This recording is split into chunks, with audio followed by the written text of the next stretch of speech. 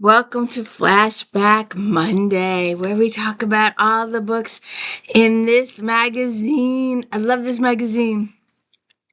This is a bigger issue. They have 302 books in it. We're going to try and do a few. And this is going to be a different Flashback Monday. When I started going through this and realized that there was several of my authors in this one, I didn't have them, and I was so angry, and I did order some, but they haven't come in yet.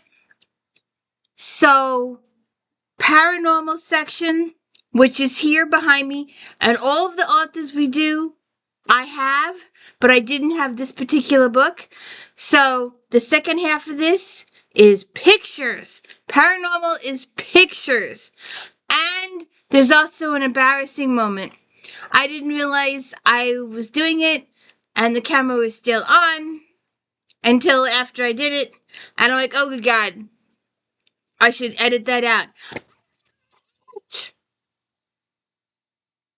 So, welcome to the D. Louise book series, KRSTINA. This is where we read books, talk about books, and my favorite magazine. And this is 2013, June 2013.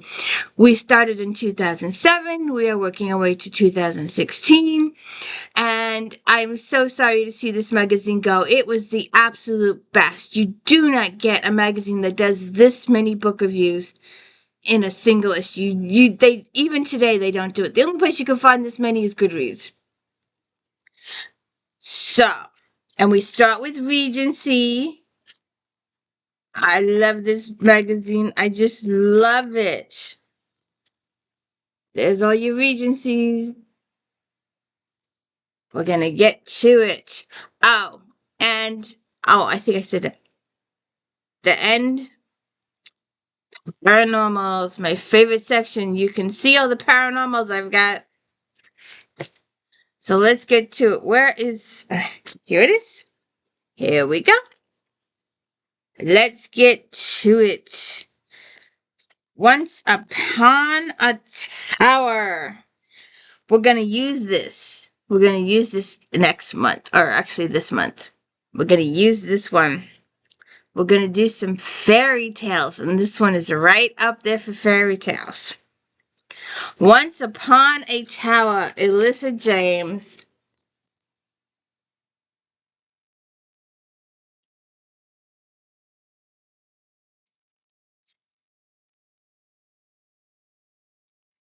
Four and a half stars. James twists a Rapunzel sweep readers away into a fairy tale full of deep emotion while exploring the themes of self-imposed imprisonment, family relations, love, marriage, and what is at the heart of any relationship. The Duke of Kinross, Gawain Stoughton, arrives in London to find a bride who complete his orderly life. The instant he's introduced to Edie, the quiet, beautiful young woman appears to be ideal, and he's swept off his feet. Suffering from high fever during her debut, Edie only appears to be demure, obedient lady. When her father accepts Gawain's proposal, Edie is trapped. She knows what she wants in a marriage, and it's not what Gawain demands. When their wedding night isn't what it should be, Eddie believes she only needs to pretend to prove Gowan she's perfect. But everything backfires as his pride wars with her passion and tempers collide, forcing Eddie to lock herself away. Gowan must face his inadequacies, buries his pride, and lure the lady back into his arms, even if it means climbing a tower to prove it. This is definitely going in my fairy tales podcast. Absolutely 100%. Ah, any Duchess will do. Tessa Dare. It's another one I've got on order.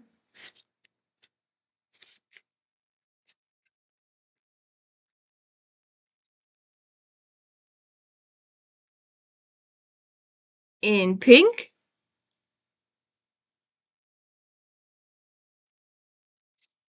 Oh, naked guy on the cover. 4.5 stars. With its nod to Miss Congeniality, Pretty Woman, Cinderella, and My Fair Lady, their smart, funny, sensual tale is brimming with marvelous characters, including a feisty heroine, a heartbreaker hero, and a Duchess knits ill-fitting baby hats. A journey to Spindle Cove is always welcome, but not for Griffin York, Duke of Halford, whose mother insists he choose a bride from amongst the ladies in the seaside village. To teach her a lesson, he picks the Bull and Blossom's barmaid. All Pauline Sims dreams of is owning a lending library until Griffin makes her an outrageous offer. If she allows his mother to train her as a would-be duchess and fails, he'll give her enough money to fulfill her wishes.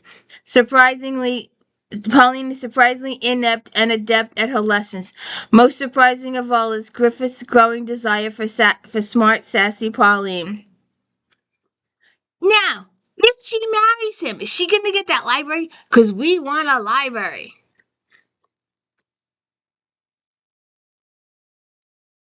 Uh, Juliana Gray. How to Tame Your Duke. 4.5 stars. Gray's new trilogy begins with three desperate princesses embarking on a charade in order to uncover the culprit behind an assassination plot. This desire in disguise romance with fast-paced, engaging characters, touching humor, and near erotic sensuality is an emotional feast, just what readers expect from a storyteller. Interesting. When Emily and her sisters arrive in London seeking asylum, their uncle devises a unique plan to keep them safe, disguising them and stashing them in separate locations. A former soldier scarred, missing a hand, and deserted by his wife, the Duke of Ashland is an imposing figure. When they're caught in a barroom brawl, Ashland decides the incognito Emily is the ideal tutor for his bookish son.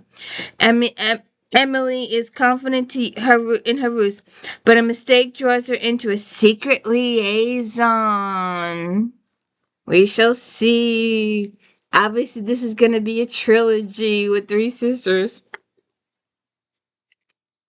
Seducing the Highlander. Here's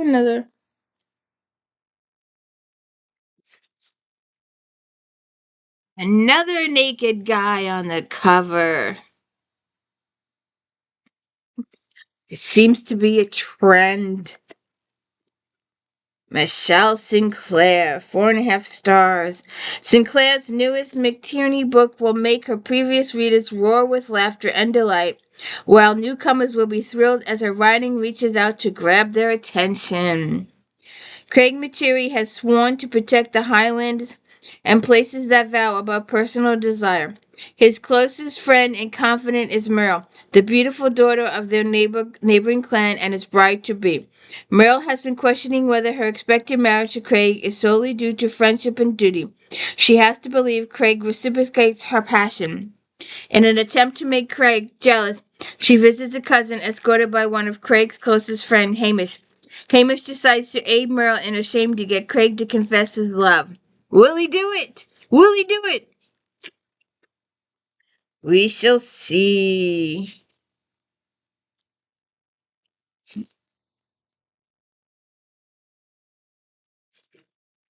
What the wicked Earl wants. We shall have to do a podcast on. Have you heard of Eller's Cave or Sandheim? Have you? Interesting. Naked guy on the cover again, although you don't see it too much. Naked guy. Hey, her back is naked. So we're getting a little on the equal side, I guess. Drilling's first book in the Sinful Scoundrel series is wonderful. Rife with Regency penchant for gossip, scandal, and matchmaking. What a Wicked Earl wants is a delightful romance featuring a rakish hero, an innocent widow, a corrupt villain, and a secondary cast of characters who add dimension. Andrew Covington, Earl of Bellingham, is a man of mystery. Bell is fabulously wealthy, always has a beautiful woman on his arm, and has forsworn marriage. Laura Davenport is a dazzling blonde widow who has focused her life on being a mother to a 17-year-old stepson, Justin. When Bell overhears Justin lying to Laura about his outrageous behavior, he decides to return the boy's flask to Laura. During their discussion, Justin's guardian, Moncrief, bursts in, verbally abusing Laura. Bell diffuses the situation with the news that Laura has accepted his proposal of marriage. And there she goes. How many times will she go off during this video? I do not know. She goes off whenever she wants to.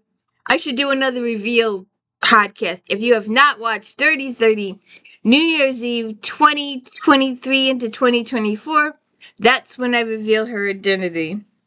And she goes off. She can't tell time. I should just take the batteries out. I keep saying that, and I never do it for sentimental reasons. But she I just have no words. Um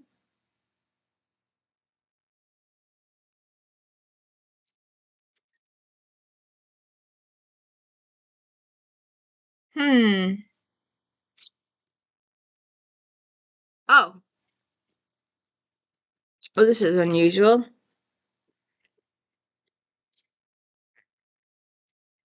What a what the Duke desires in white. That's kind of odd for a Regency cover, don't you think? It's really odd. Um Exhilarating, witty, sexy, unforgettable stories. People with characters who come to life. That's what A Romance by Jeffries, the first of the Duke Men series, offers fans a totally engaging, adventurous love story. I know I have some of these, but that it just doesn't look right to me. That looks right. Or some of these others look right, but this doesn't look right. This is definitely a wrong cover. Absolutely 100% a wrong cover.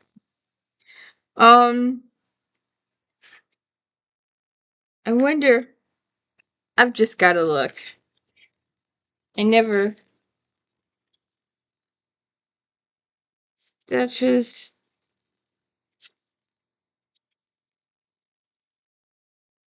Because that just doesn't seem right. That just bothers me. I didn't realize that before when I was gathering them up. I just did not see that. Tessa Dare, Lisa Cornwell. I guess not. What was that other page? Let's see. That just did not seem right to me. No, it's not pictured.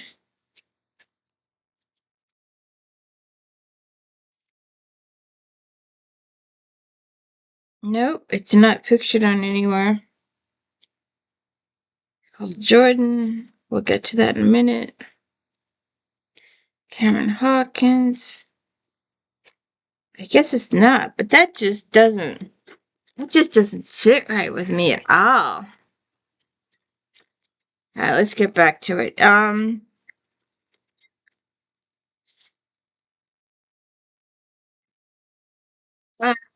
Lisette Bonnard, the illegitimate daughter of a French actress and an English viscount, works with her private investigator brothers. The Duke of Lyons, Maximilian Cole, believes his kidnapped brother is dead, until Lisette's brother Tristan tells him he's alive. Even though she hasn't heard from Tristan in months, Lisette is positive he is telling Max the truth, but she has to find him to prove it. Lisette agrees to go with Max to France, posing as husband and wife. It's always one of those. I don't know. I don't know. I just don't like it. I just don't like it.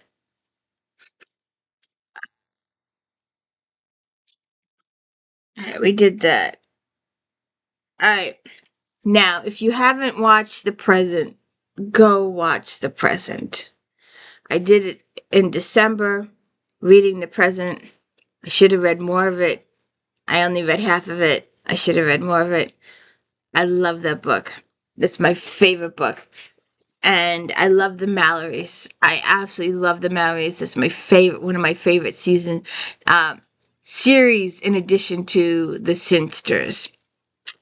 But if you're looking for a Joanna Lindsay book that is not uh, Mallory, then it's One Heart to Win with a naked cowboy on the cover. I just don't know. Let's see. 1880s Montana. For her 50th romance, Lindsay creates a memorable Western complete with a clan feud, ranchers, miners, and a pair of stubborn lovers who discover the value of family and trust.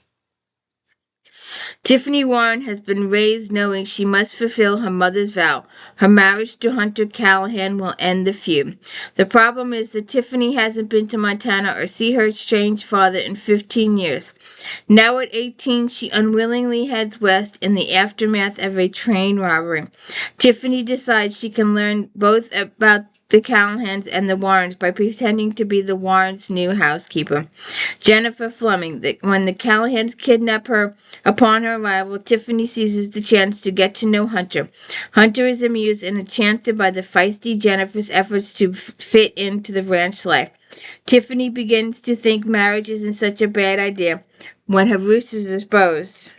Now the marriage is off and it's Hunter who must convince Tiffany. Naked guy on the cover. She used this cover for all of her books.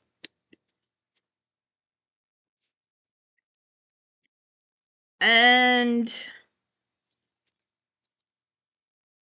let's see. Another book that we will. No, it was because it's just this one. Surrender to the Earl.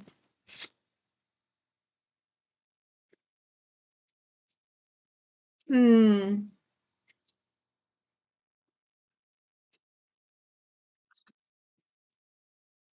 Naked guy on the cover.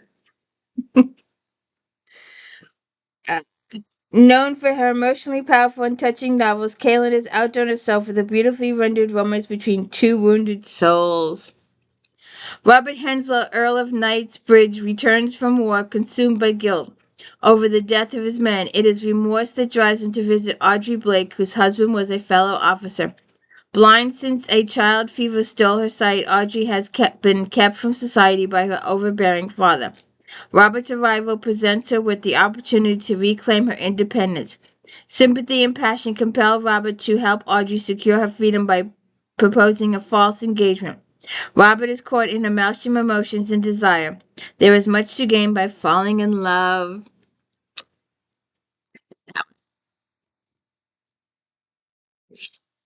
Yes, yes, yes, yes. Um, Another book that will appear in my fairy tales because it just fits so well. Uh, Stroke of Midnight. Cinderella. Who else could it be? 4.5 stars. Drake's flair for mystery blend with humor and passion will delight readers. Cinderella's sisterhood next member finds life as hardly a fairy tale since her fiancé accused her father of theft. Laura broke her engagement and fled to Portugal with her father. But when her father is murdered on a return trip to England, she accepts a position as an elderly Lady Josephine's companion. Laura feels safe until she discovers her ex-fiancé, Alexander Ross, the Earl of Copeland, is Josephine's nephew. Ah, we shall see. We shall see. Um,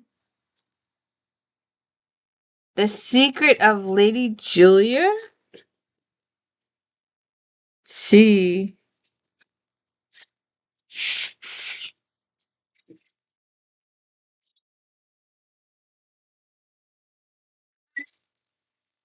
And spend hours. I didn't even see that page. Hours going through this book. Hours. Secret Life of Letitia Connell.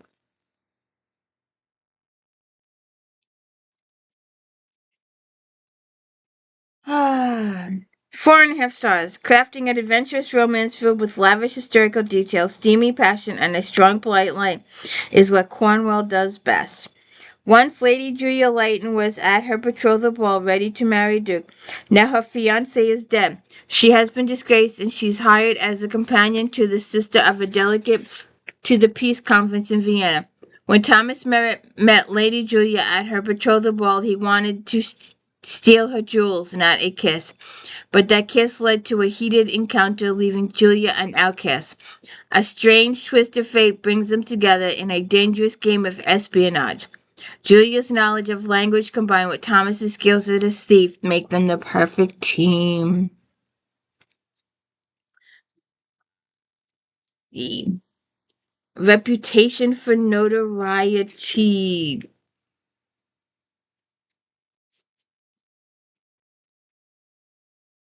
Diane Gaston.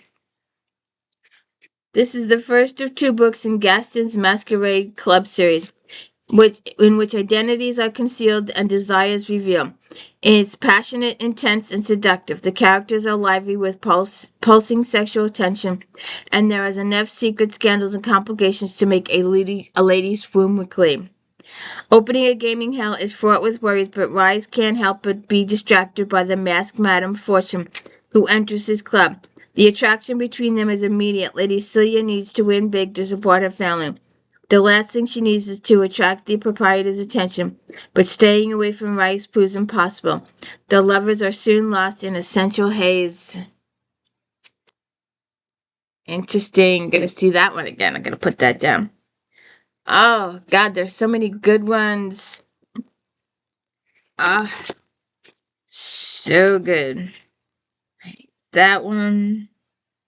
And two. We'll get to it later. Lover Be Mine. Nicole Jordan. Ah, I have like 20 of her books. But Lover Be Mine. 4 stars. The second in Jordan's Legendary Lovers series keeps the reader well entertained. Lord Jack Wilde's adopted sister Catherine and their cousin Skye believe that his romantic destiny lies with him being Romeo to Sophie's Fortin's Juliet. Amused by Kate's belief about love and marriage, he finally agrees to meet Sophie.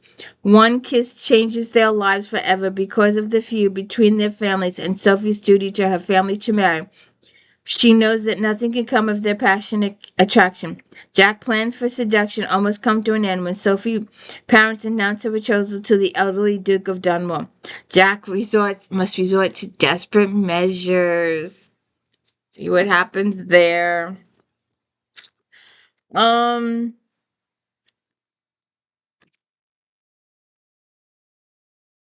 don't think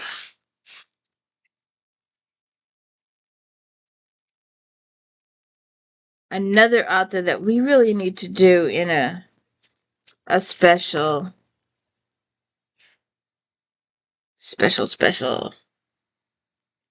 I have so many of her books. I think I did to go check back in my early beginnings when I did this podcast in the kitchen. I might have done some of hers. I think I did some of hers. Connie Mason. Naked guy on the cover. Mason and Marlowe pen another seductive winner. The ladies are in their groove with this book 2 of their Royal Rake series. Lord Nathaniel Colton's disgrace in France keeps him on the fringes of society when he is most comfortable gambling and whoring. He gets a chance to clear his name. All he has to do is seduce his dead fiancee's sister. Lady Georgette Yorkingham is a reformer on a crusade to save the soiled doves of London. She treads where angels fear to, and luckily Nate is there to rescue her time and time again. He becomes her public escort and her private nursemaid even as he plots to ravish her. Yeah, I bet that goes bad. He falls in love. Marcy's desire. Oops, cowboy. But he's got all his clothes on.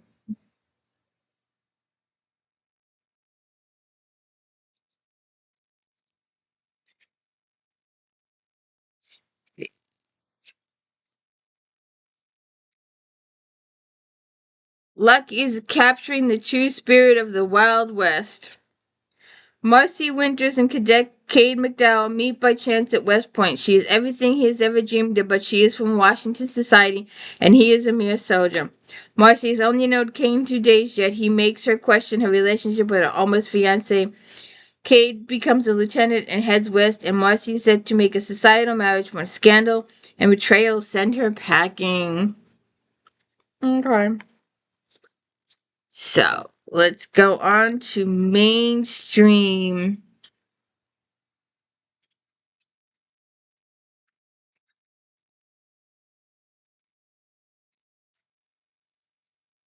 If you haven't read, I tried reading this lady's series, and I I thoroughly absolutely enjoyed the first book. And I tolerated the second book and then gave up after the third. But the first book that I read with her series um was Shopaholic. So that's the one book I personally recommend is Shopaholic.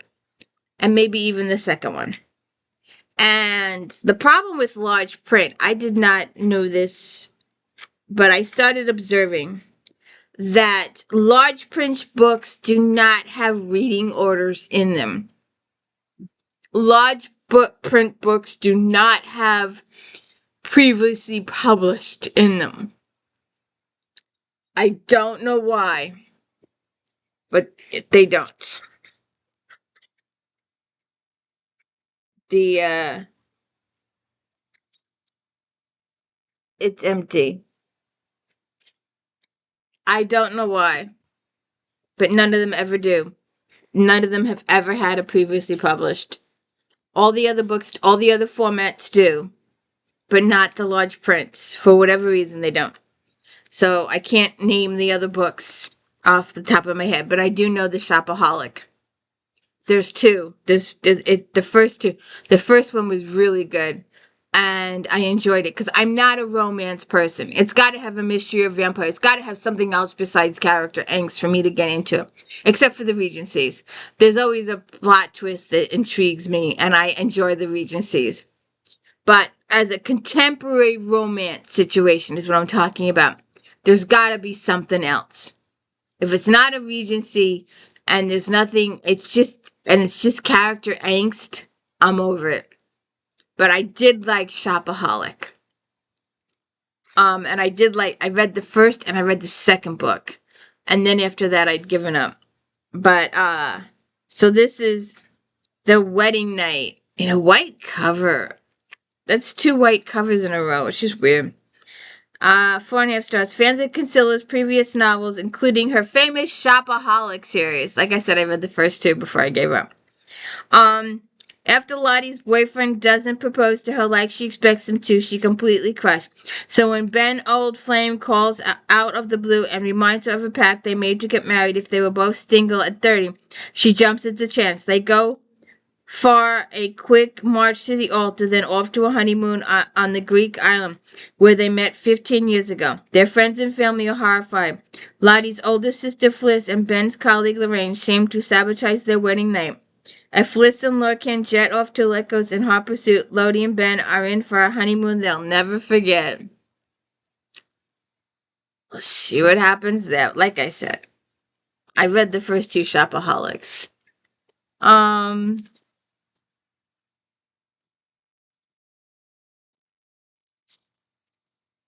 The Time Between. 4.5 stars. White writes complex, heartbreaking novels with just enough pathos and plenty of redemption. She does that to perfection in this novel, managing to pull four distinct perspectives from the same tragic event, write all of them sympathetically, and provide plenty of resolution.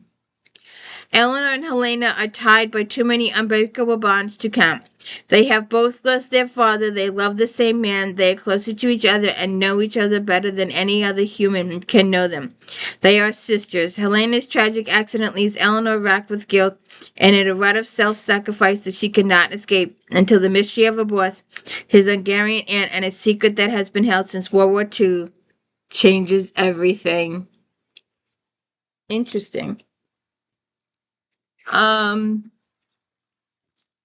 Sweet Salt Air, Barbara Delinsky. Delinsky captures the magic of coastal Maine in this beautifully written book about friendship and redemption. The characters are engaging and their various plights believable. The drama of betrayal, the tension of risk, and the triumph of friendship play out on a setting that is character in itself. After 10 years apart, writers Charlotte and Nicole Crystal reunite to work on a cookbook project that celebrates the food of the island where they spent their childhood summers. Life has taken them in vastly different directions. Charlotte has ventured around the world living story to story as a travel writer. Nicole, a food blogger, is married to a surgeon and seems to lead a picture-perfect life in Philadelphia. They pick up their friendship where they left off, but this time illness, the revelation of a betrayal, and romantic interest might destroy their friendship. We'll see. Island Girls.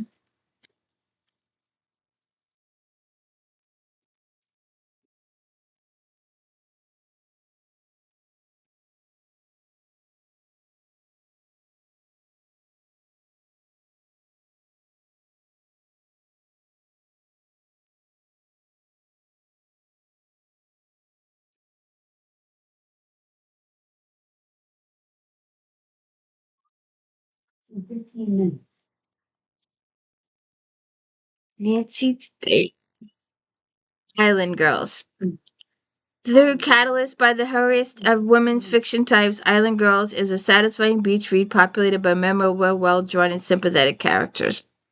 Three very different half-sisters spend the summer in their philandering father's Nantucket home or forfeit their inheritance. TV host Arden, the wild one, grabs the chance to network with the island's wealthy summer residents, including her station's new and very rich owner.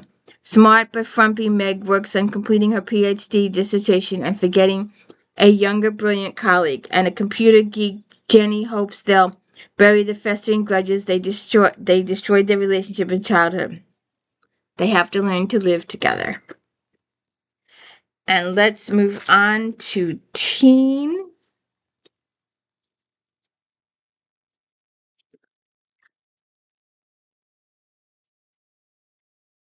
I never did look at the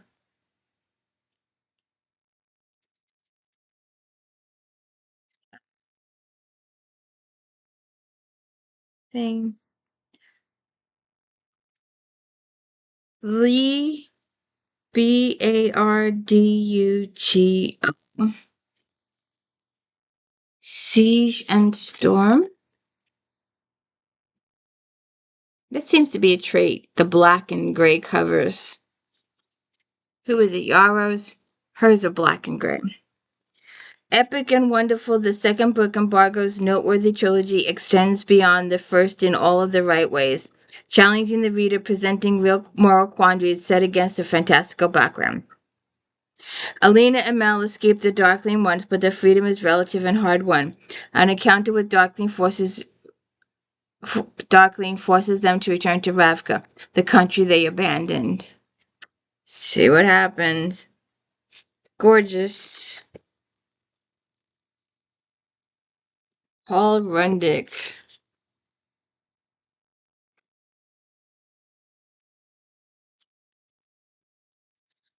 4.5 stars. This fantasy is one of a kind, totally irreverent, and wonderfully refreshing. Ruddick explores modern themes of beauty, power, friendship, bullying, obsessity, and more bizarre fairy tale. Becky Randall is an average 18-year-old high school student graduate living with her mom in a trailer in Missouri. When her mom dies, she's left alone with questions about her mother's past. When the world top designer Tom Kelly summons her to New York, she's certain it's for the world's newest reality TV show, Most Gullible Poor People. Instead, Tom makes an impossible offer. He'll create 3 dresses that make her the most beautiful woman in the world. Dresses that will transform her from Becky to Rebecca on the outside. When she accepts, Becky is swept into a world of lights, cameras, celebrities, and more. See what happens. And prophecy. I meant to look for this and I didn't.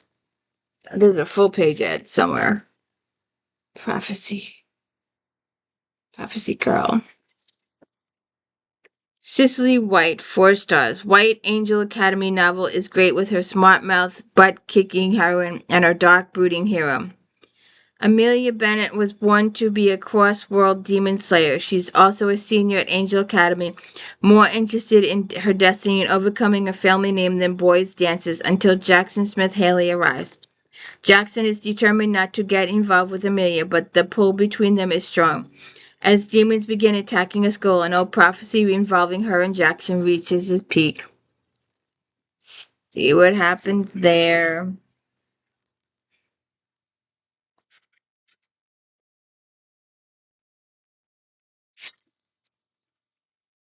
Romantic suspense. God, that book is pictured in a half dozen different places in this book. I know I saw it bigger. I did.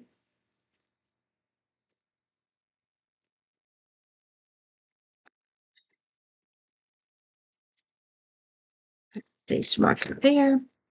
Something Wicked. Lisa Jackson and Nancy Bush.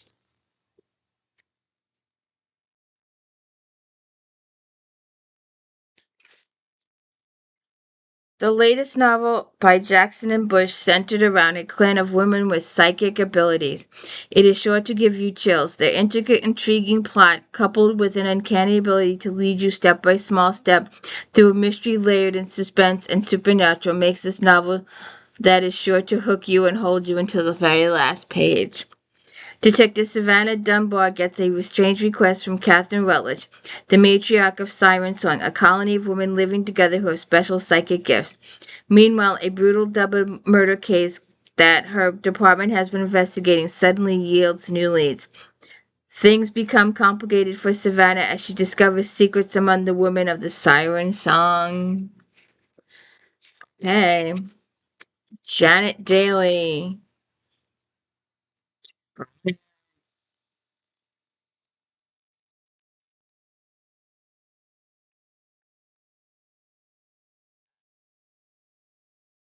It's like a cowboy.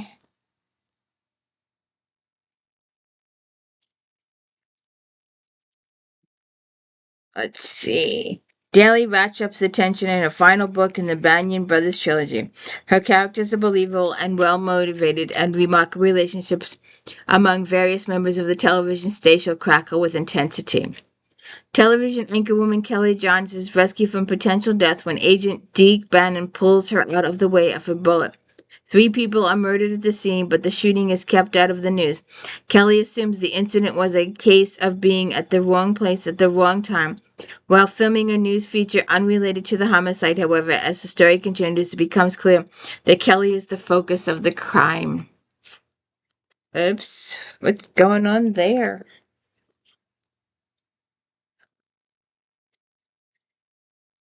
Freefall.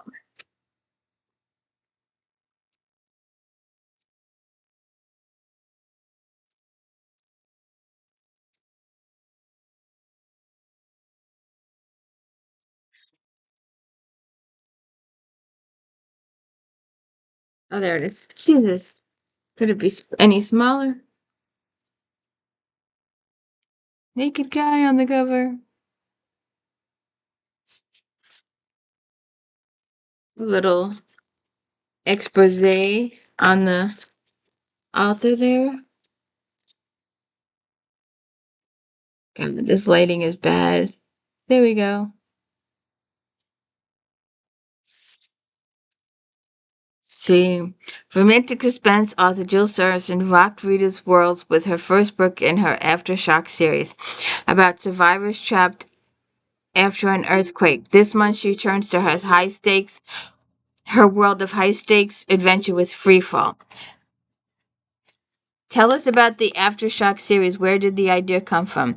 The idea for the first book in the series actually came from Twitter. Believe it or not, Shanna Smith, a Harlequin editor, tweeted that she'd like to read an earthquake disaster story. I thought to myself, I could do that. So I started writing Aftershock, which is about a group of people struck in a freeway collapse following a major earthquake. I found myself falling in love with some of the secondary characters, and I wanted to give them their own happy ending. What does the review say? Let's see. Got 4 stars. Realistic, flawed characters are at the center of Sarton's latest novel. Set in the Sierra Nevada mountains, you will be hooked from page 1 as she blends equal doses of action, suspense, and mystery. Add to that an intriguing plot, good pacing, and the intense sexual tension between Hope and Sam, and you're left with one entertaining read. A plane crash atop a remote mountain calls park ranger Hope Banning away from her vacation. She joins the former Olympic climber Sam Rutherford to assist her in climb to the top to assess the situation. Why does that not seem like the book that they were talking about here? They were. Oh, this was Aftershock. Aftershock was the first one, so Freefall is the second one. In Freefall, it's a celebrity rock climber who helps Hope, a park ranger, climb to the top of a remote mountain. Oh, okay. They're 2 separate books. Egg on my face for that one. Hey, naked girl on the cover. And the spreadsheet.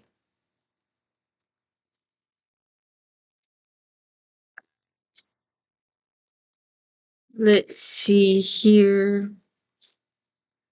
Inspirational. Um, Jocelyn, the widow of Gettysburg.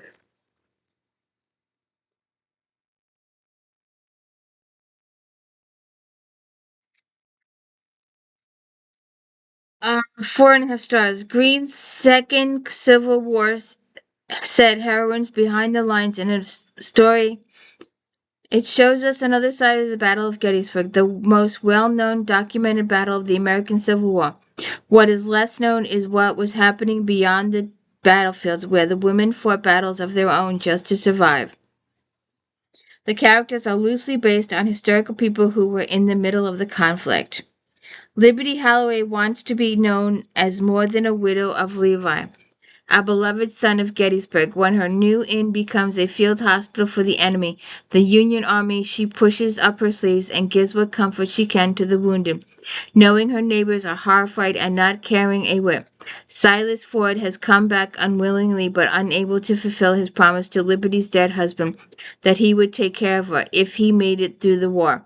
He's under Liberty's care, but he has given her a different name, Johnny. She sees something is wrong with him, but with all the wounded who need her help, the answer will have to wait. See what happens there. Does he come? Yeah, that might be a good one for identity. That would be a different, though. It would not be a regency, but that would be something different to consider. Uh, let's see. That certain summer, Irene Hannah.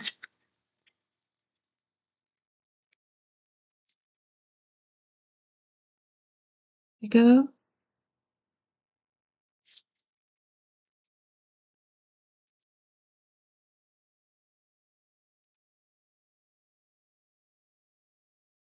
In Haddon's latest, she delves into the lives and hearts of 4 individual people, each of whom who has undergone deep personal pain and tragedy. Efficient, beautiful storytelling and genuine, vulnerable, faithful characters are the strength of this story. Drama teacher Val Montgomery returns home for the summer to help her sisters Karen care for her mother who suffered a stroke. She reluctant to be there because of a past tragic secret. After years of caring for her difficult mother and dealing with a broken marriage, Karen is bitter when David, a new physical therapist and single father, and Scott, a musician, hurting from recent tragedy, enter the sisters' lives. Things will change. We shall see. Let's see. Deadly Devotion.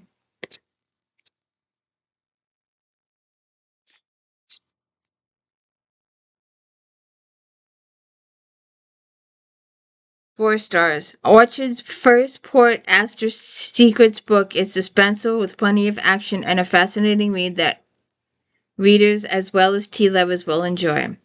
Kate Adams knows Daisy Leacock is her friend and her mentor. Didn't kill herself by drinking poisonous tea, and she's determined to prove it. With or without Detective Tom Parker's help, formerly with the FBI, Tom left there under a cloud and hoped to keep a low profile in his new job. Unfortunately, with Kate's investigation, a case that his boss and high school friends and sisters closed, that may be wishful thinking, as Kate uncovers evidence that seems to implicate not only Daisy's nephew, who is apparently not what he seems, as well as Tom's boss and his father. It's the danger Kate discoveries are putting her in that convinces Tom to help. And are you gonna kiss me or not? Okay.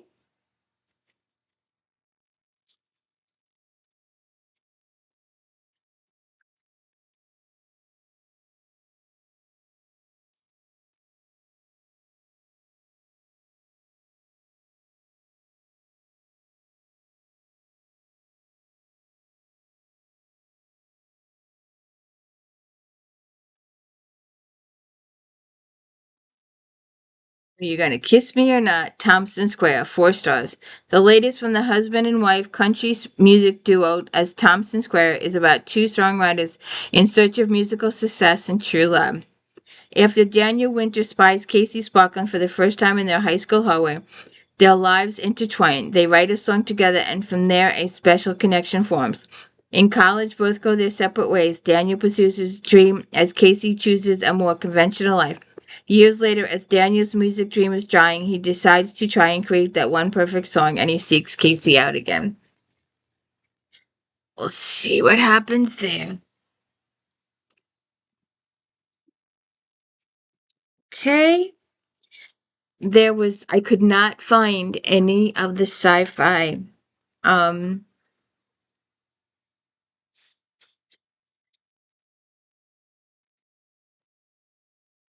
there was no.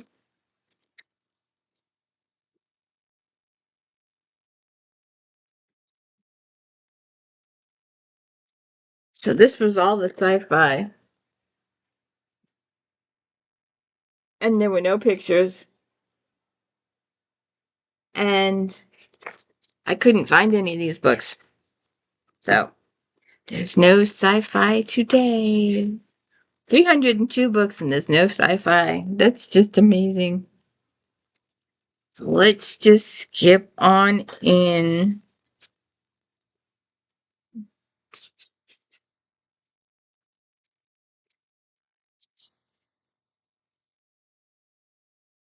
No, I just had this book. I just had it.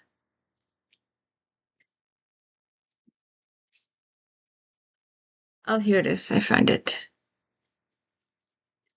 Mr. Kuntz. Deeply odd. 4.5 stars. Kuhn's unique hero, Odd Thomas' life takes another wild turn in the newest installment of the mind-bending series. 19 months ago, he was scarred and changed forever, and now he has learned to listen to his psychic instincts.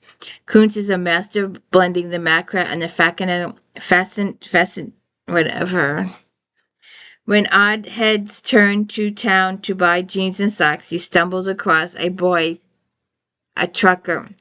Let me read this over again. Hey, if you watched any of the unboxing. We unboxed quite a few of Kuntz.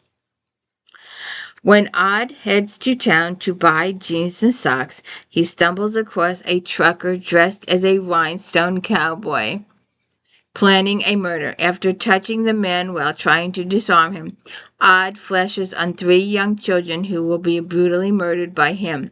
Odd knows he must prevent the crime.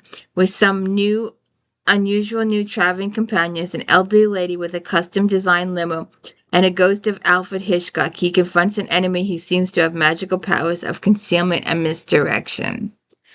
See what happens there.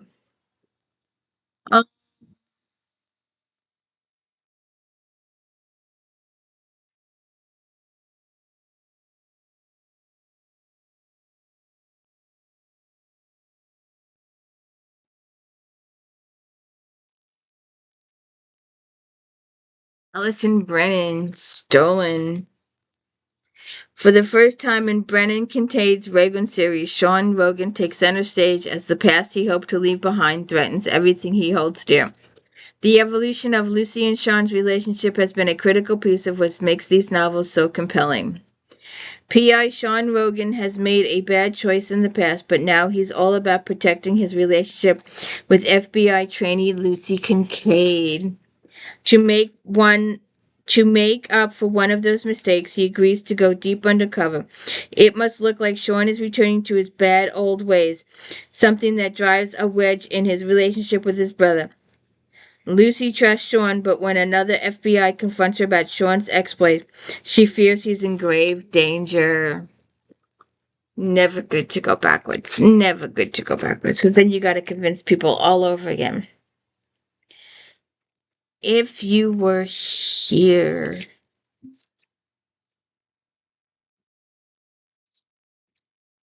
Some of these books are just scary. 4.5 stars. Burke's first-class adventure has murder and mayhem wrapped up in an intricate, innovative plot gripping from the first page. The story uses her knowledge of the judicial system to give an account that is detailed yet fast-moving. When a stranger rescues a young pickpocket from the subway track, she sets off a chain of events that began 10 years ago. A journalist and former ADA, McKenna Wright, recognizes the woman as Susan Hartman, her friend who went off the grid without a trace. Dishonor as a prosecutor, now McKenna's credentials as a reporter are being questioned as clues are wiped from hard drives and cell phones, and key players from Susan's life are not forthcoming with information. Even McKenna's husband stonewalls her. After people start to die, she turns to the FBI and one cop who has no reason to believe her story. See what happens there. Mm. Oh, I think we missed a couple.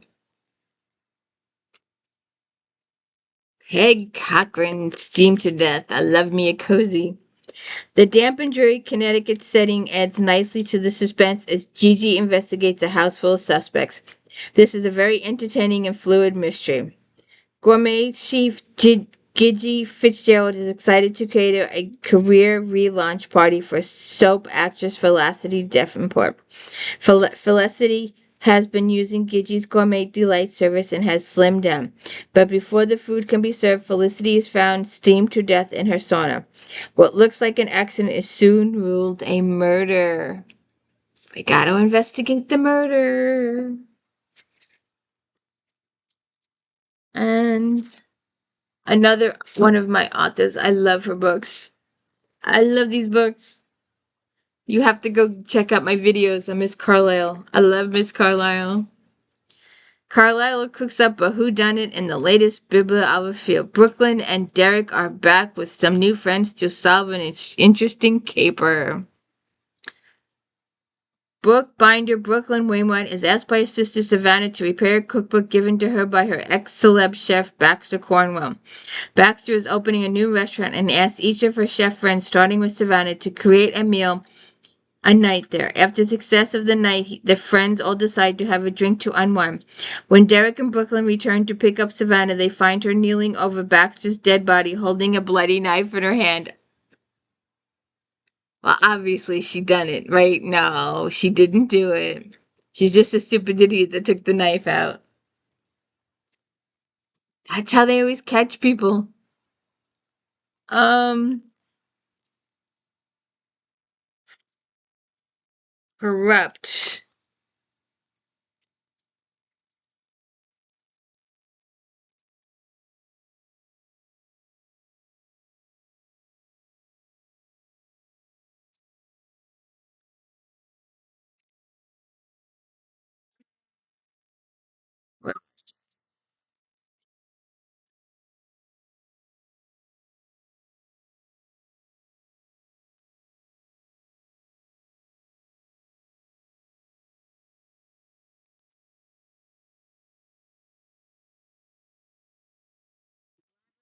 Stein, corrupt practices. Rob Stein's debut novel starts out slowly but with the emphasis on quirky characters and quick comebacks.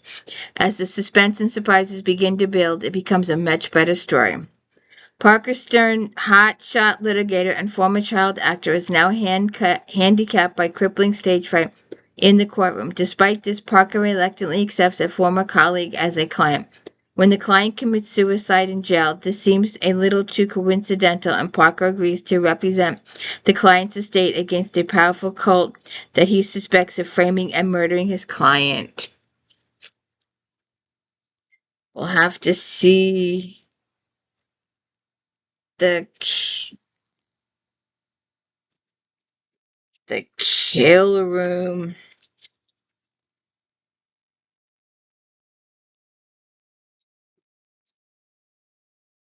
If you have not seen my very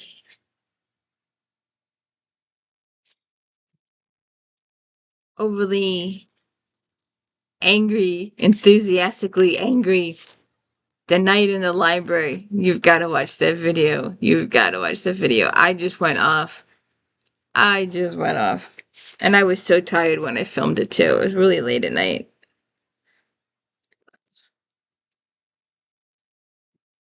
The kill room. When you can't tell the difference between a patriot and an assassin, it's time to call Lincoln Rhyme, Diva's most famous forensics expert hero.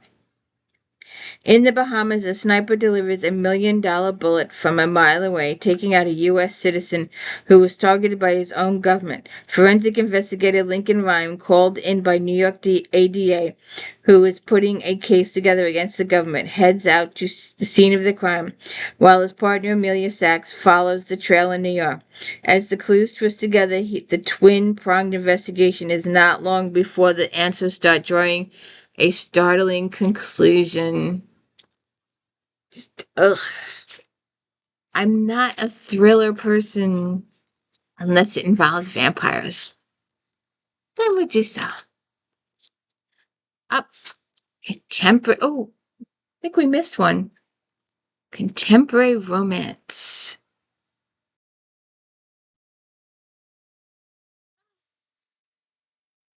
Contemporary romance time. So I quote a co-host who doesn't want to be here.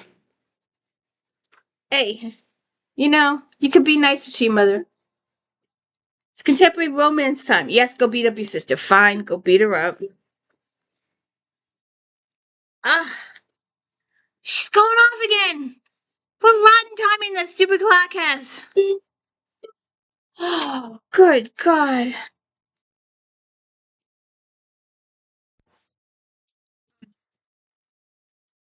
This down here. Contemporary romance. And a cat that's out of control. And I may or may not have 2 additional ones by this juncture. We'll see what happens. The sweet spot. Smokey, what is up with your butt?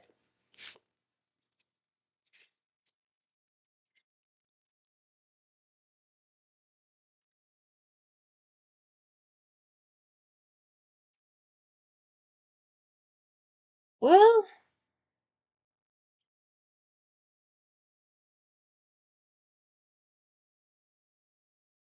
it was here. I wrote down the wrong page number. Egg on my face.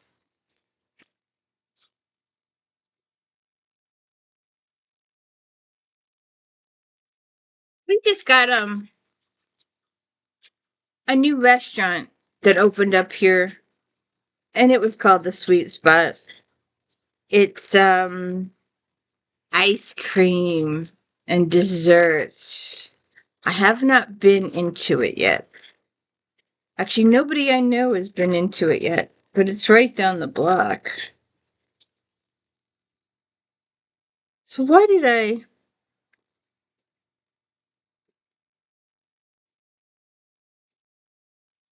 Well, there's no picture for it.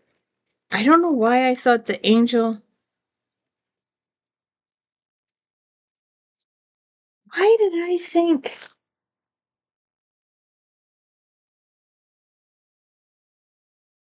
I know I've seen it.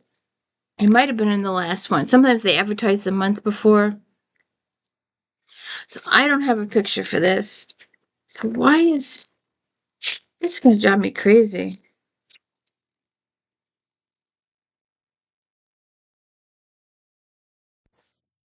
Well, that explains it. Right. Is this one even listed? Let me look before I show this. No, there's no review for this book. So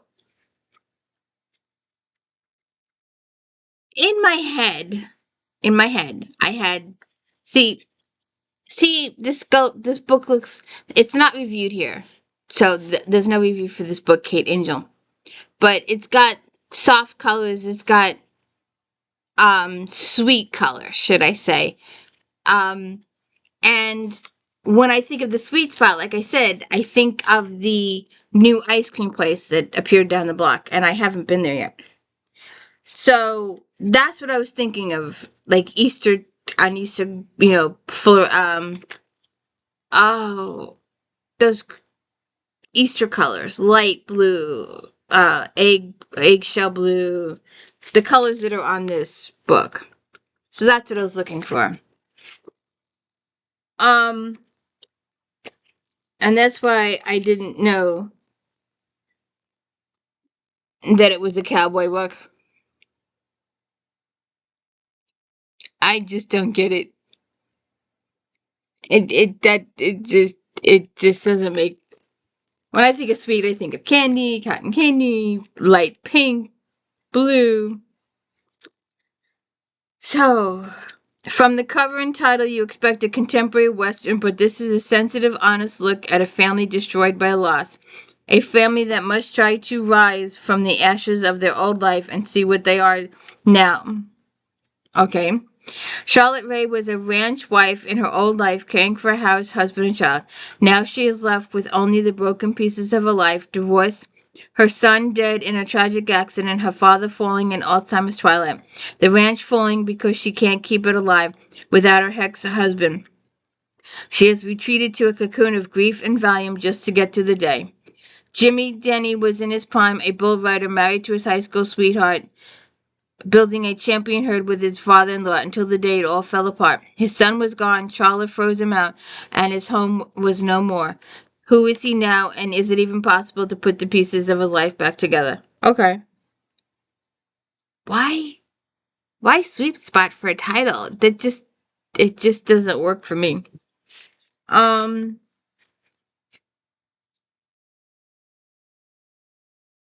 a brothers reunion.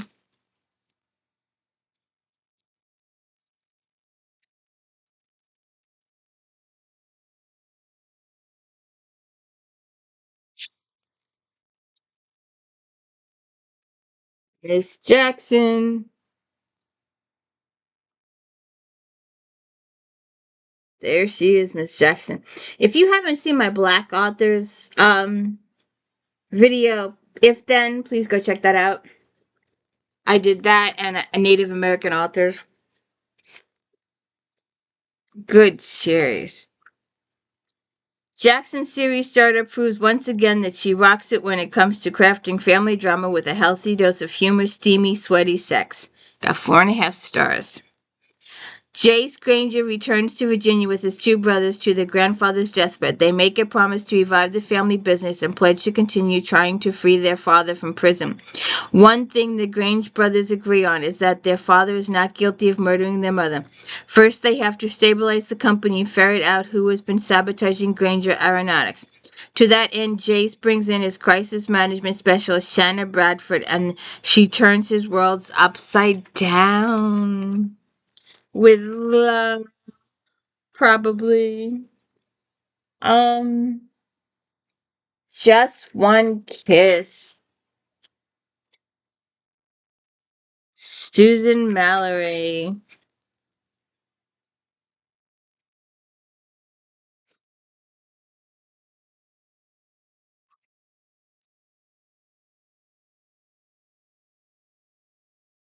Smoke. What else has got a spread? Nessie?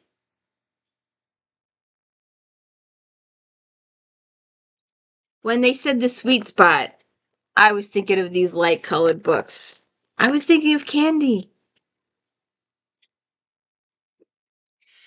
Uh, a childhood friendship abruptly shattered is the launching pad for the newest tale of passion set in the romantic spot Fool's Gold.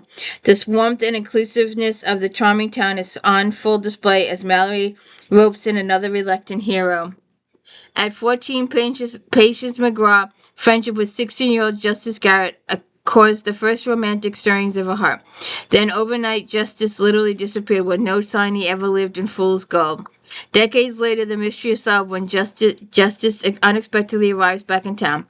Forced to live in the middle of the night because he was in the witness protection program, Justice never forgot his childhood friend. When the opportunity arises for Justice and his partners, Ford and Angel, to open an elite defense academy in town, Justice has to admit that one of the big draws is his all grown up patience. Okay. Haven Rock, or Haven Creek, should I say. Rochelle Ehlers. This last visit to Kavanaugh Island is akin to saying goodbye to your friends at the end of summer, but Alice provides a hint of hope that one day readers will be able to revisit the island and catch up with characters. Morgan Dane is working on the 5-year restoration of Angel's Landing. She hires Nathaniel Shore to rebuild the slave village and build other buildings on the plantation. Since the Shores have been producing exquisite woodcraft for generations, Morgan had a girlhood crush on an older Nate, and soon discovers that her attraction has not faded, and that feeling is mutual. After years away from Haven Creek, Nate returns to help his ailing father and reconnect with his younger brother, who has problems with the law. Now he just needs a girl. And let's see. After the dawn.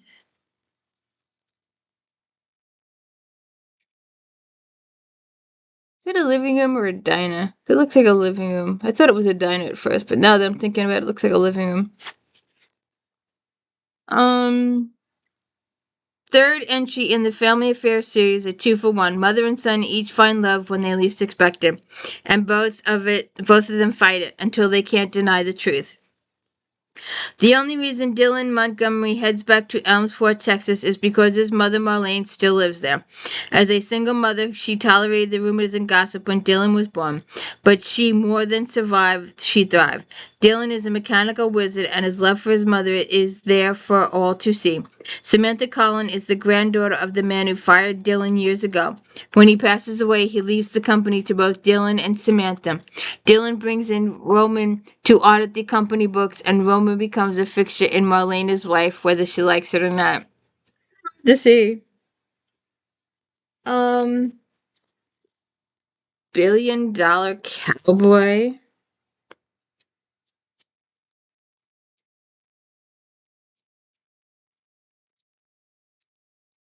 Roland Brown.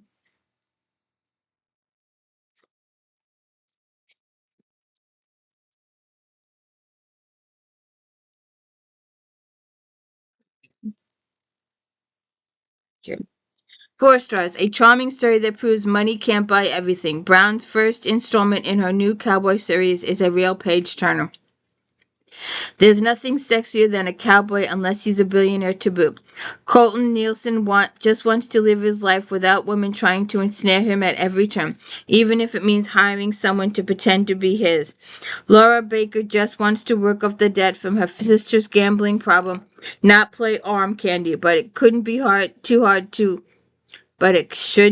hard to fake it, since Colton is rather a sexy cowboy after all. See what happens. And Miss Miller, or Lady Miss Miller.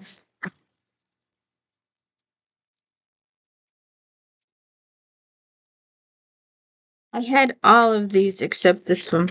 It's like I had Big Sky and I had the Big this and Big that, but not this one. Another one of those books on order. Tell the mailman to work faster. Tell him I need to get here faster.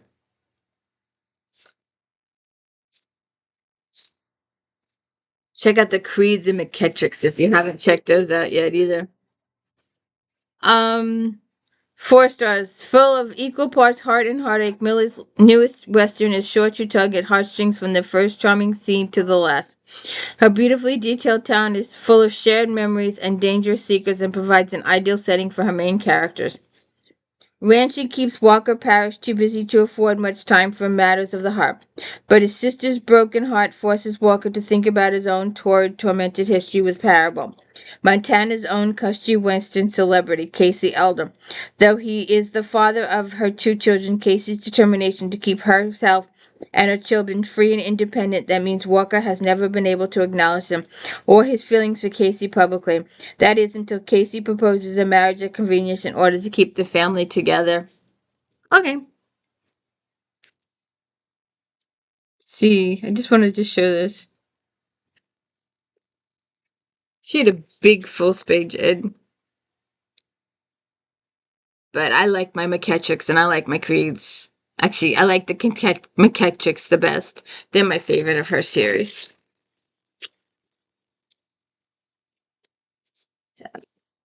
Linda Leo Miller. If you haven't seen or read, I should do it one day. I think I brought it out. I did some of her series a while back. She has 3 books, and she's never done it since. These are really early on in her career. Vampires. Tonight and Always, something like that. There's 3 of them.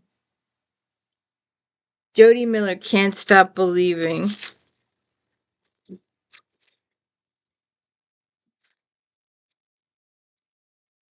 Oh, Jody Thomas, sorry. My brain was on Linda Leo.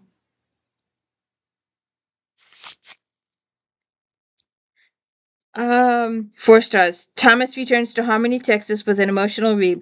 The warmth and love the characters have for each other and the support and protection they give to one another is a pleasure to picture. Roni Logan's last love, Marty Winslow, is coming home to her.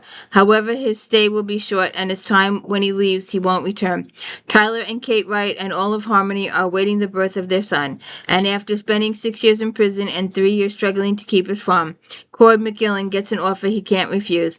Nevada Britton will pay him enough money to make his dream farm a reality if he will marry her and stay with her for 8 months. It's not long until Nevada discovers Cord is different from any man she's ever known. Okay. And Love at First Sight, Lori Wilde. You know, I think I have her book someplace. In fact, I probably had it in my hand a couple times. I don't know. I'm not very organized today. It's. There you go. Another cowboy. We might have done her for some of the Valentine's Day stuff. Wild kicks off a new series set in Cupid, Texas, where desert and mountains meet and love is always in the air.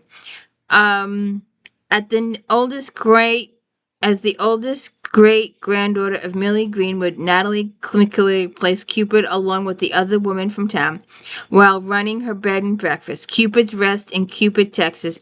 It would be hard for anyone, but especially 29-year-old Natalie, who has never been in love, however. That is to change. Dade Vega is in town looking for a foster brother who is missing and just happened to be staying at Cupid's Rest.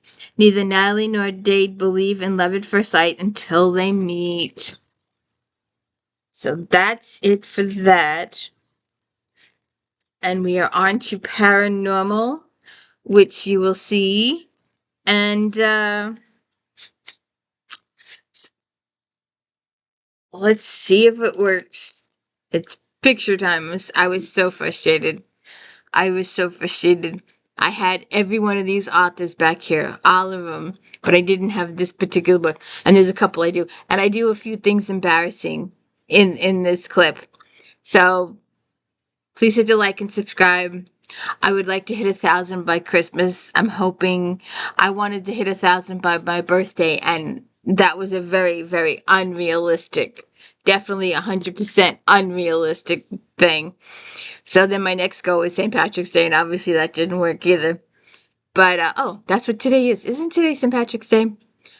Oh, shoot, I should have got the green out. I didn't even think about it. Oh, well, in future videos, you'll see the green. And don't forget to check out, if you haven't watched it, 2 videos this previous weekend. St. Patrick's, Cozy Mysteries, and, the Blarney. I thought about it after I did the video, calling it Blarney Stone. Instead, it's fake books by real authors. I should have gone back and read, but I never talked about the Blarney Stone at all during the video, so I didn't feel it was right to say that in the title. A lot of other people do it, and then that's it. It's a teaser situation. But I'm sticking with fake books by real authors. The titles are real, the authors are real, the characters are real, but this author didn't write this book. These two didn't go together. And some of the descriptions get repetitive, as you'll see in the video. So go watch Friday and Saturday. One was an if then, and one was a Saturday one.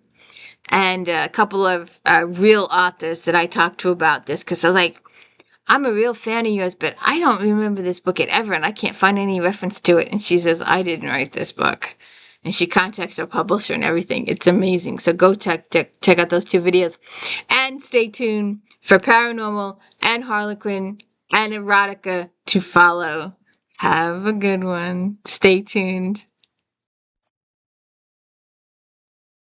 Okay, this is the first time I'm doing Flashback Monday like this, and I hope it works. So I'm filming this almost a week in advance of the Flashback Monday that will be uploaded.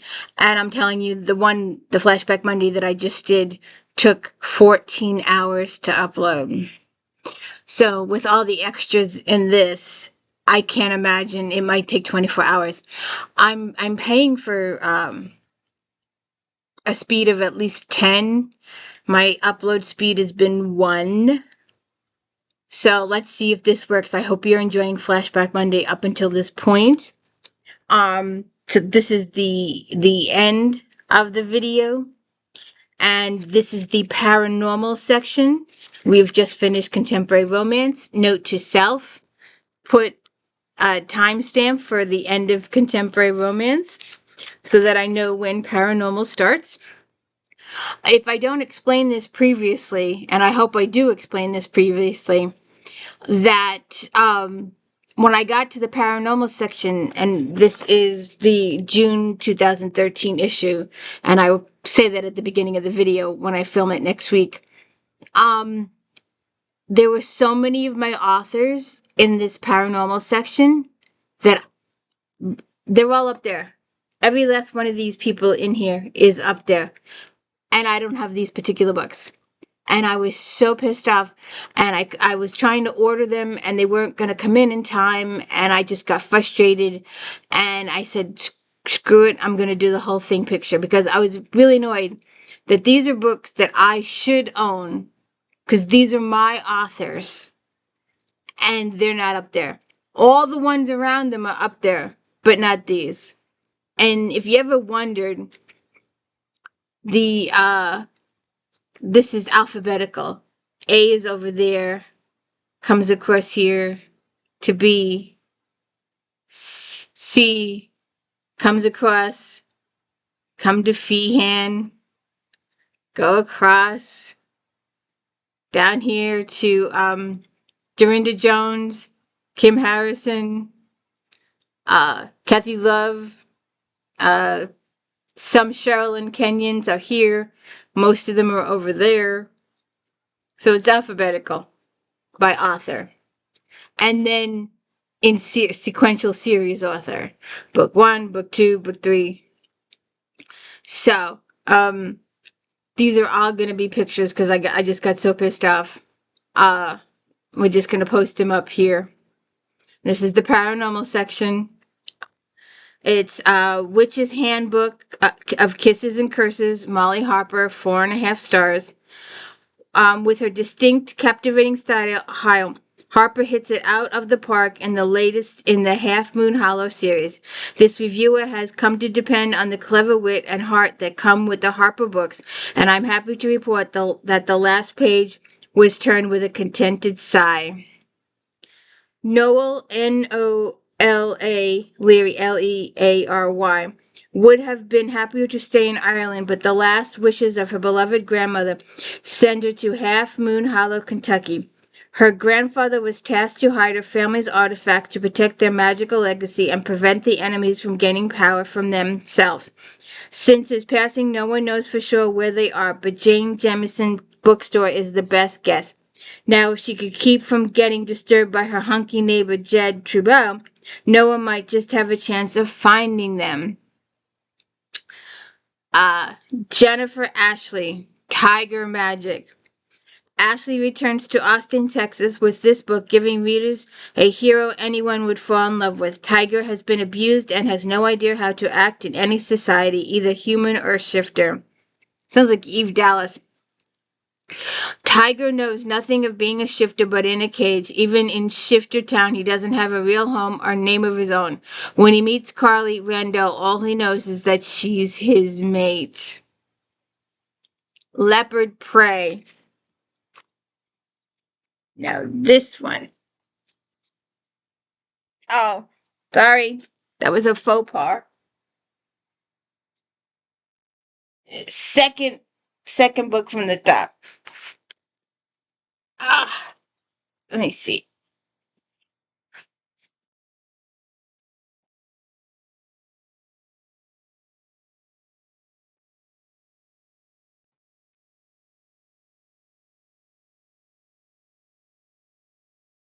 This one I'll show. Leopards. Oh, shoot. Leopard's Fury. I was looking for... No special editing here.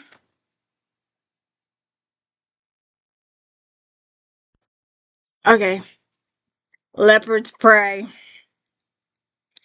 Christine Feehan, 4.5 stars. It's back to the bayou as Feehan delivers another tale of murder, mystery, and intense passion amongst the Leopard clan. This time it's sexy and arrogant cop Remy Boudreau's turn to get his comeuppance as a face from the past returns to rouse his mating instincts. With a Feehan novel, you know you will get well-developed characters and an engaging plot. 4 years ago, a serial killer left behind a trail of bodies only to disappear without a trace. Now it appears the killer is back and once again making sacrificial killings. Someone else had also returned to New Orleans, Bijou Bruel, the daughter of legendary deceased rock star. Bijou has become a famous jazz singer in her own right and now wants to open a club. No longer a little girl, Bijou stirs Remy's leopard like no other.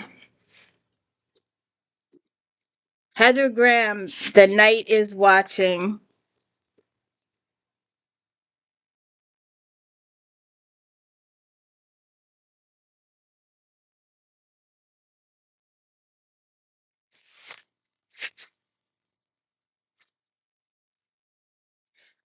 4.5 stars. Graham really brings the red-hot romance and suspense in the latest installment in her Crew of Hunter series.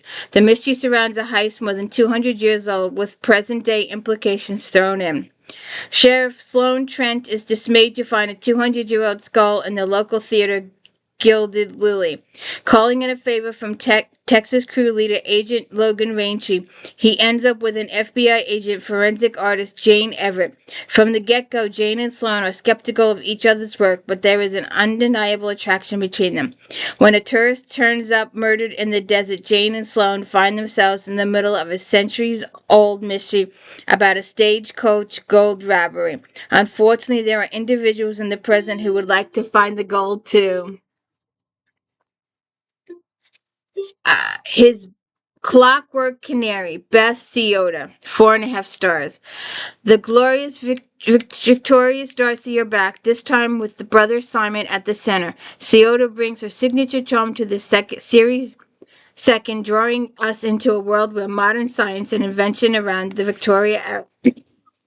It's 1887, and engineer Simon Darcy, in an effort to restore his family's reputation, is looking to recreate a once-banned time travel device. Sensationalist reporter Willie G., the Clockwork Canary, hears of this and follows him because there could be a story in it. Simon is a little suspicious of the canary, especially when he discovers that Willie is actually a woman. Oh, good God. I was so pissed when this wasn't up there. All the other darknesses were up there, but this wasn't up there. So I've got it. I've got it on order. Darkness Avenged, Alexander Ivy. Ivy fans are in for a special treat, as not only do they get a darkly romantic adventure featuring sexy Santiago and the mysterious Nefri, they also get a bonus short story featuring everyone's favorite Gargoyle Levitt. While most of the paranormal demon world is rejoicing over the defeat of the Dark Lord, Vampire San Diego remains angered that despite their sensual connection, Neferi returned to behind the veil. Then a former dark witch informs the vampires that the traitorous Gaius did not perish with the Dark Lord but is free and unleashing a strange, violent scourge on the mortal world. Santiago is tasked with hunting down Gaius, his sire, but what he doesn't know is Nefri has been given a similar track by the oracles. Let's see what happens. Nina Bangs. Wicked Memories. I have wicked fantasy, I have wicked this, wicked that, but not wicked memories.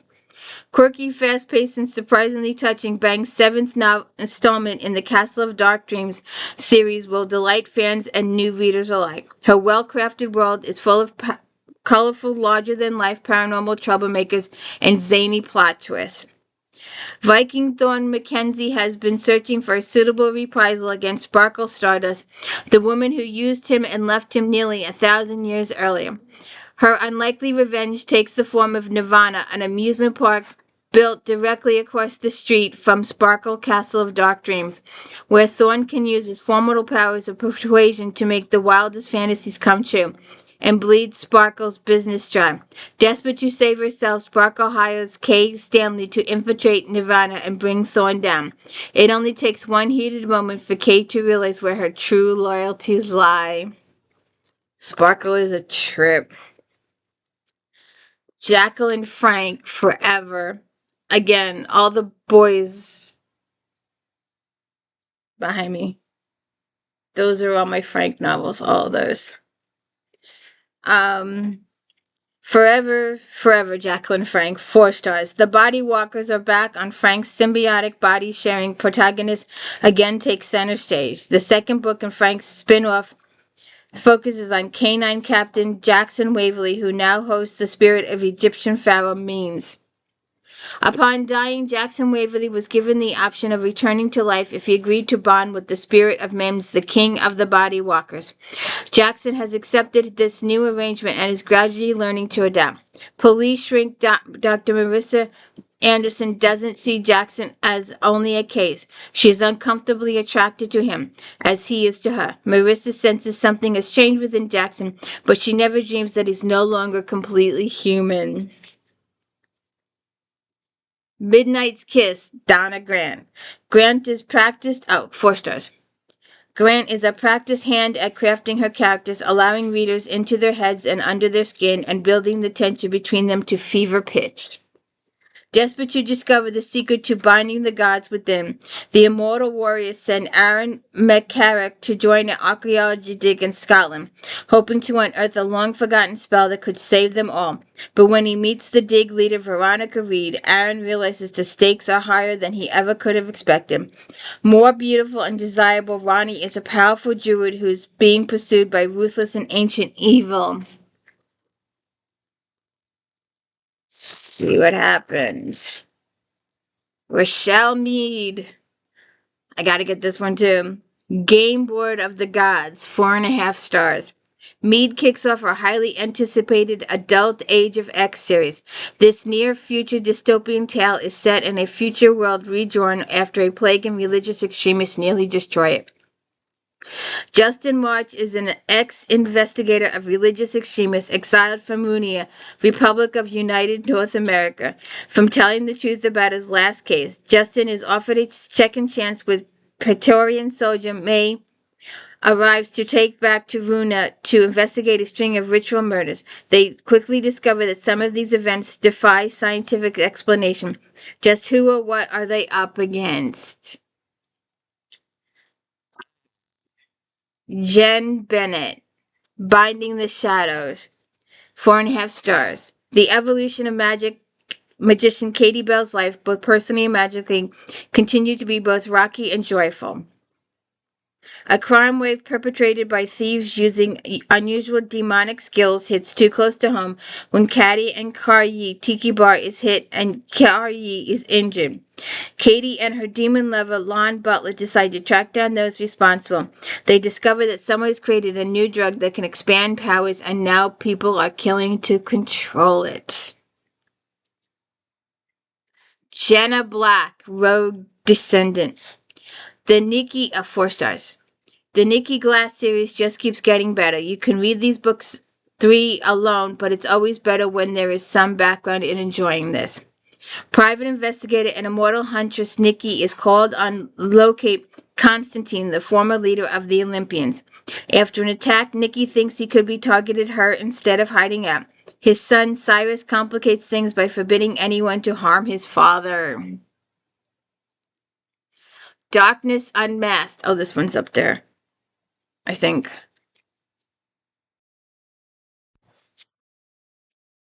Four stars. Arthur's signature blend of intense action, fiery passion, and wrenching drama in the latest Dark Angel's tale will keep fans enthralled until the final plot twist. Half werewolf, half Ada, Riza Jones knows she spent too long searching for keys that control the gates of heaven and hell. When Wolfgang Schmidt, the lover of Riza's boss at the Vampire Council, is found dead and drained, she realizes that some of hell's darkest powers have made their way into the world, and she is the only person that can stop.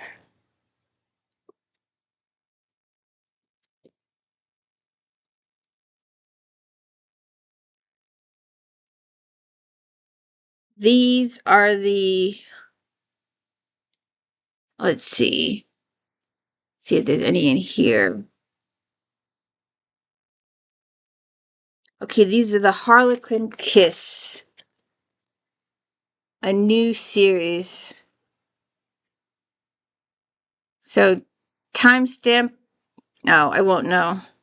I won't know what the timestamp is, but I'll just leave this up so I know to mark it. But these are the ones we're going to do right now. This is a new series by Harlequin. I do not think it still exists today. I didn't see any in the group that came in the other day. I could be wrong. So 1, 2, 3, 4. So 1, 2, 3. Here it is. The Right, Mr. Wrong by Natalie Anderson, 4 stars. Charismatic Liam Wilson tempts Victoria Rutherford the way no other man has before. She has 2 possible paths. Place him in forbidden category and please her family by marrying his best friend, or run off with Liam for a short-lived passionate affair. In both scenarios, Liam seeks her out 5 years later and they discover the chemistry between them is still exists. So that's the first one.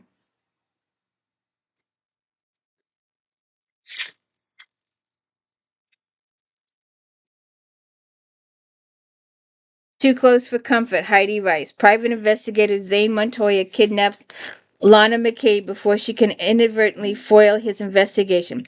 He doesn't expect the redhead Scottish beauty to arouse his protective instincts and passion.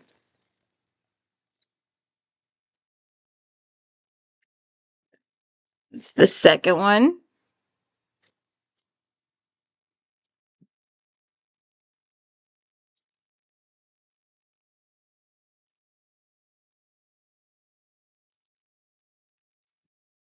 The first crush is the deepest. Nina Harrington. Journalist Sam Richards is tasked with getting the scoop on 28-year-old concert pianist Amber Dubois' retirement. The story has the potential to advance his career and make his father proud. But 10 years earlier, Sam loved and then betrayed Amber in the worst way possible. What will she do? Secrets. That one. And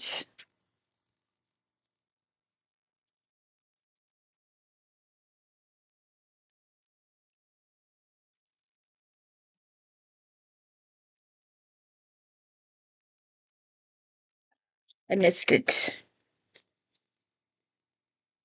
Oh, Secrets and Sarah's. Oh, 2 stars. Let's just go. Shama Narana. Jilted just 3 days before her arranged wedding, she flat defies Delhi for a position as the play school manager in Jaipur. She's determined to prove herself and to her family that her days of aspiring to be a pampered trophy wifey are behind her. Television anchor Neil Mistram is intrigued by Shelford's privileged yet vulnerable heir. Okay. All right, now let's go over real quickly to, let's see. It's, yep. I knew it was pictured. They're always pictured. The Kimmies. We're gonna just go through these real quick because this is probably a over 2 hour uh flashback Monday, and the like I said, the last one took up to 15 hours to upload, and this with all the extra pictures is gonna take extra. So we'll just go through the Kimmies quickly. Um, Attempting Proposal, 4.5 stars. SHERELLE Green. Imani Rain has been the backbone of her family since her grandmother died 5 years ago. Taking care of her family and running an event planning business leaves her little room for romance. Those thoughts go out the window when she meets Damon Barker, a man she's paired up with as part of a competition. The prize is an estate that both Amy and Damon were instructed to purchase by family members on their deathbeds. Okay. Book 2. YAHRAH St. John. Delicious Destiny. St. John adds another strong story to Drayson series and brings fresh perspective to a previously quiet character, Shari Drayson. Shari comes face to face with Grant Robertson, her first love, and the father of her 4-year-old son, Andre. No one in the family, not even Grant, knows Andre's true parentage. And Passionate Game only got 3 stars. Michelle, Monkou.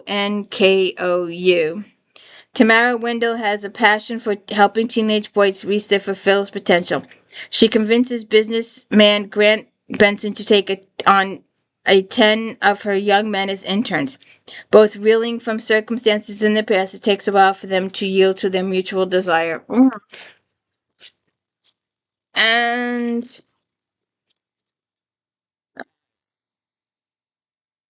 I hit or this one is,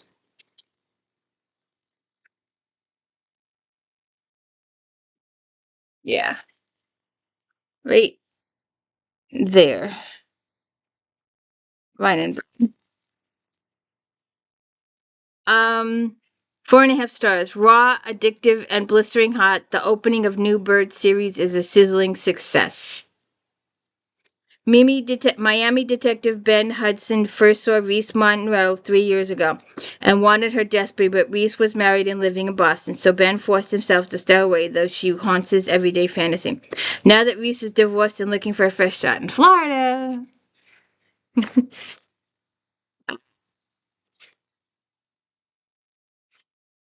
Oh, that was pictured. I saw that someplace. Oh. Have you ever heard of Eller's Cave?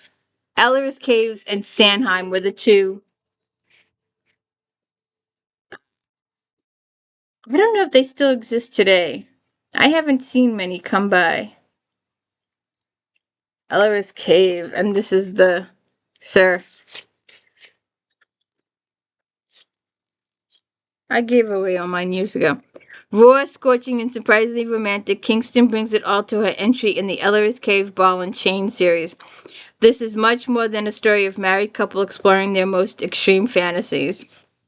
The kinky life that Grace and Owen once lived might be a thing of the past, but their needs and desires haven't changed. Since Owen's job moved them to a new city where they don't know the scene and workplace politics are wreaking havoc on their schedule, they haven't been able to indulge in their kind of play.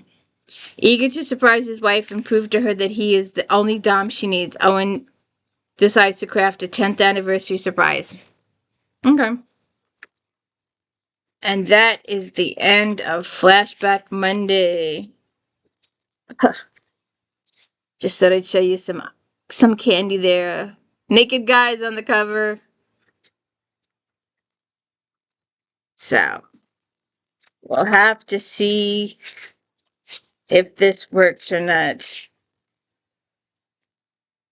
Flashback Monday. There's over 300 in this magazine. That's why I was like so pissed that I was missing so many of the paranormals. So anyways, have a good one.